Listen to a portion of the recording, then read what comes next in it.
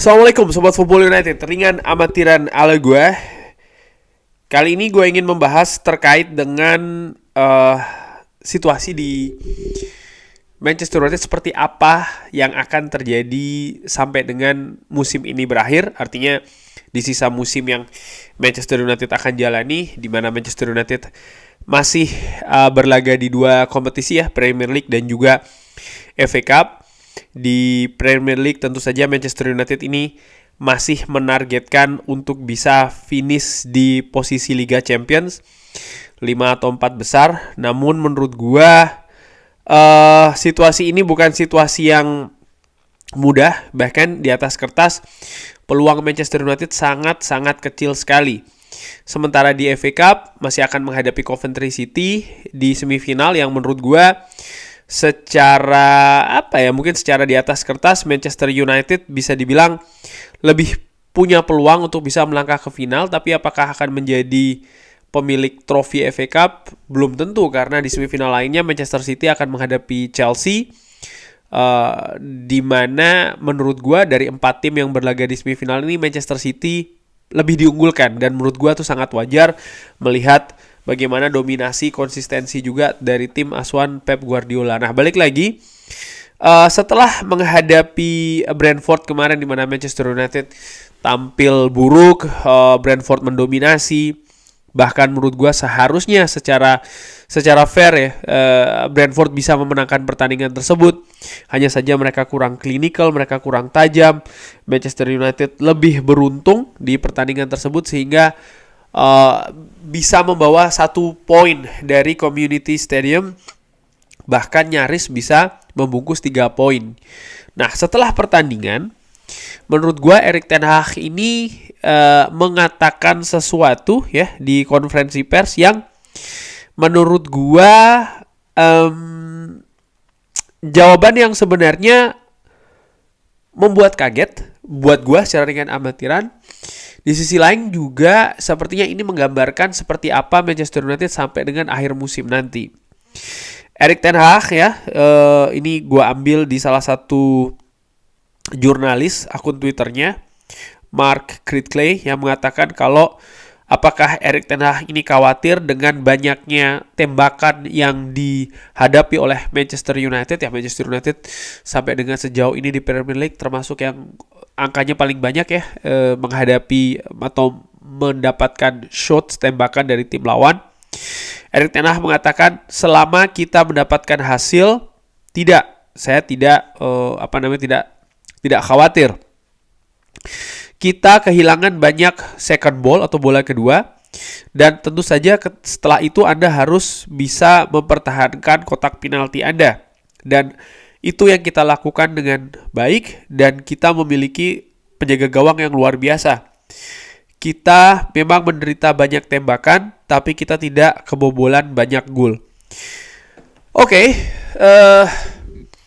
kalau dilihat dari angka kebobolan Manchester United termasuk di 5 atau 6 besar ya, tim dengan kebobolan yang paling sedikit. Tentu saja 3 besar itu ada antara Liverpool, Arsenal, Manchester City. Lalu setelahnya juga ada, mungkin gue gak tahu, Tottenham Hotspur ya. Yang jelas Manchester United sendiri ini raihannya lumayan dari tim yang kebobolan sampai dengan sejauh ini. Manchester United ini menduduki peringkat keempat tim yang kebobolan paling sedikit. Pertama adalah Arsenal, lalu Liverpool, lalu Manchester City. Setelahnya Manchester United. Memang ada gap antara Manchester City dan Manchester United, tapi jika dibandingkan dengan tim-tim lainnya di Premier League, Manchester United ini kebobolan yang paling sedikit, nomor 4 ya. Ini memang di sisi lain menunjukkan ya kebobolan menderita banyak tembakan, tapi lini pertahanan berhasil membuat tembakan-tembakan tersebut ini tidak menjadi gol, termasuk juga penjaga gawang. Namun menurut gua di sini memperlihatkan bagaimana pragmatisnya Erik ten Hag terhadap Manchester United sampai dengan akhir musim nanti. Ini yang mengagetkan gua, di mana Erik ten Hag mengatakan hal ini ya. Ini sekaligus juga sebenarnya dibilang mengecewakan, iya. Karena tentu saja gue berharap Manchester United bisa memperagakan sepak bola yang lebih baik di akhir musim ini dengan harapan juga menghasilkan poin yang lebih banyak. Tapi ternyata Erik ten Hag tidak demikian. Erik ten Hag nampaknya lebih menekankan ke hasil. Apakah ini wajar atau tidak secara secara ringan amatiran menurut gue, nampaknya ini sebuah kewajaran melihat Manchester United dari dua hal. Nomor satu adalah Manchester United adalah tim yang memang dituntut untuk mendapatkan hasil, dan jelas kali ini yang hasil yang dituntut oleh manajemen Manchester United adalah peringkat 5 besar atau 4 besar untuk Liga Champions dan juga mungkin final atau bahkan trofi dari FA Cup, dan itu bisa diraih dengan hasil. Dan nomor 2, gue melihat kenapa Erik ten Hag nampaknya akan bermain lebih pragmatis karena ketersediaan skuad, di mana badai cedera ini masih terus menjalani atau menjalar di Manchester United. Back kiri masih belum ada yang murni back kirinya. Back tengah Rafael Varane kemarin juga digantikan. Victor Lindelof ada gangguan. Lisandro Martinez baru tampil tapi ternyata dari penampilan menghadapi Brentford nampak belum bisa nyetel. Harry Maguire untungnya sudah bisa. Johnny Evans masih tanda tanya. Lalu bagaimana lini tengah bertahan dari Manchester United yang sering sekali menjadi titik bermasalah di sana. Scott McTominay, Casemiro masih belum bisa bermain dengan bagus di sana. Sofyan Amrabat masih tanda tanya. Jadi terlalu banyak masalah di skuad Manchester United menuju akhir musim, sehingga mungkin pendekatannya akan lebih pragmatis dibandingkan membangun sebuah struktur kerapian sistem permainan yang nampaknya ini sudah akan ditinggalkan oleh Erik ten Hag menurut gue. Ini mengecewakan buat gue, yes, karena tadinya gue berharap memasuki musim kedua Manchester United bisa lebih bagus daripada musim lalu. Tapi di sisi lain gue juga harus melihat realita bahwasannya memang dari awal Manchester United ini jauh dari sempurna. Ketersediaan skuad saja ini jauh dari sempurna. Bagaimana mungkin pelatih yang baru memasuki musim keduanya ya harus membangun sebuah sistem yang jauh lebih solid, jauh lebih berubah dibandingkan dengan Manchester United di 3 atau 2 atau bahkan 4 musim sebelumnya, di mana banyak pemain yang menjadi bagian dari skuad di musim-musim sebelumnya masih berada di Manchester United. Mereka harus beradaptasi dengan sistem yang baru dan lain-lain, dan termasuk juga pemain baru yang masuk di musim ini masih belum bisa berkontribusi secara maksimal. Mason Mount contohnya. Lalu bagaimana start yang lambat dari seorang Andre Onana dengan blunder-blunder, ini permasalahan jelas menurut gue. Belum lagi ada Jadon Sancho, cedera sekali lagi yang terlalu banyak, sehingga nampaknya Erik ten Hag lebih atau begini, dia harus memilih antara bermain pragmatis dengan tujuan untuk mencapai hasil atau tetap menjalankan proses yang ingin dibangun di Manchester United, membangun sebuah sistem yang dia inginkan dengan resiko ya akan lebih berantakan lagi dengan punggawa-punggawa fondasi-fondasi tim ya. Dalam hal ini adalah pemain-pemain dalam skuadnya yang masih banyak absen, yang masih belum nyetel di akhir musim yang tentu saja persaingan akan lebih ketat dan juga bagaimana tekanan juga akan semakin besar. Erik ten Hag, apakah dia menurut gue seorang tactician ataupun pelatih yang dengan taktik yang bagus. Banyak yang mengatakan dia tidak jelas pola permainan dan lain-lain. Kalau gue melihat track recordnya dia dengan Ajax di beberapa musim, dia di Ajax atau bahkan sebelumnya di FC Utrecht, tim yang sebenarnya bukan tim besar di era divisi Liga Belanda tapi bisa dibawa ke posisi yang cukup tinggi. Dan di Manchester United nampaknya dari musim pertama ada banyak hal yang berbeda yang dihadapi di Ajax. Bagaimana struktur, baik itu skuad dan juga manajemen yang sangat berbeda. Fondasinya nyaris tidak ada menurut gue ya.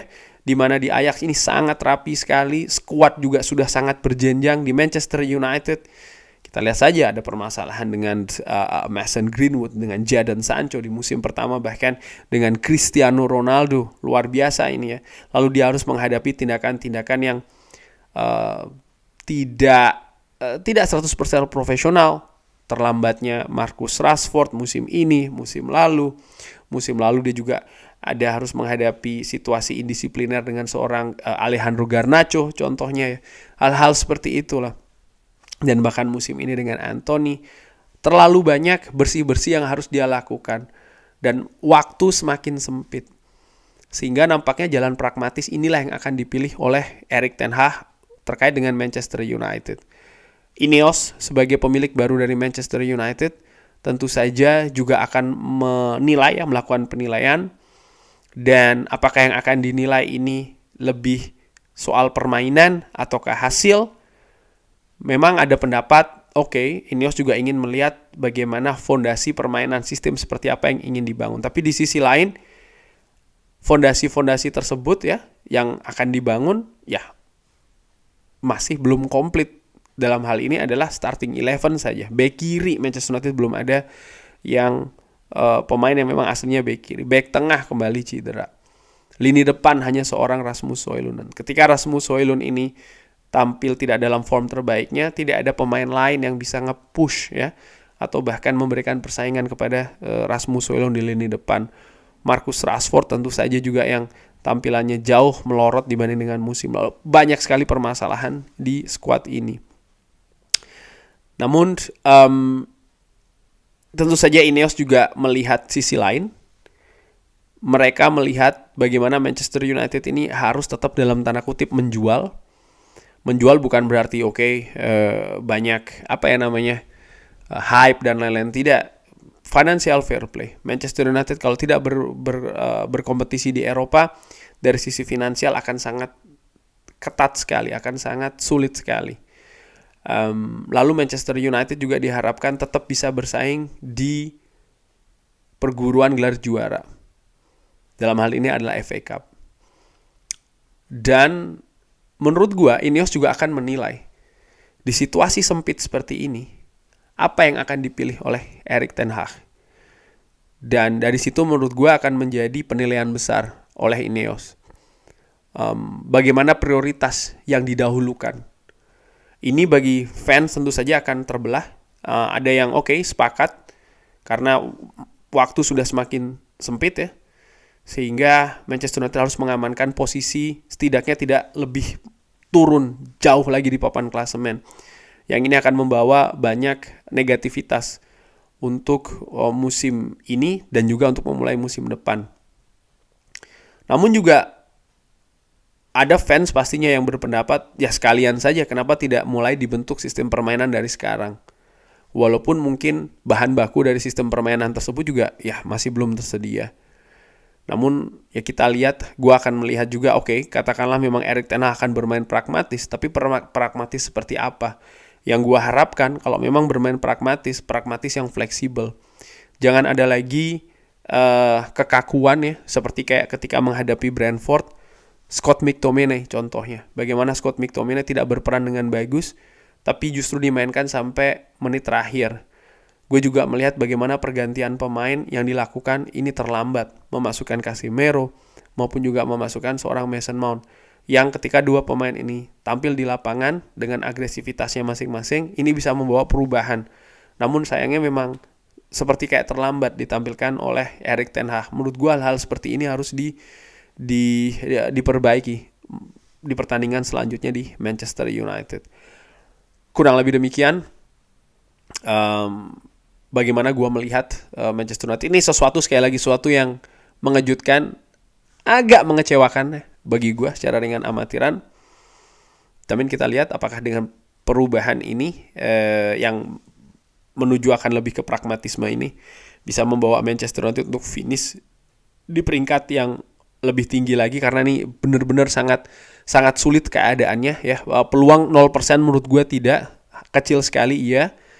Tapi memang harus dicoba untuk di sana. Di sisi lain juga gue ingin melihat bagaimana sikap pemain terkait dengan hal ini. Apakah mereka juga sejalan dengan sang pelatih dan tim kepelatihannya, atau justru mereka akan melakukan seperti yang mereka lakukan dengan manajer-manajer Manchester United sebelumnya. Ini juga menarik untuk disaksikan.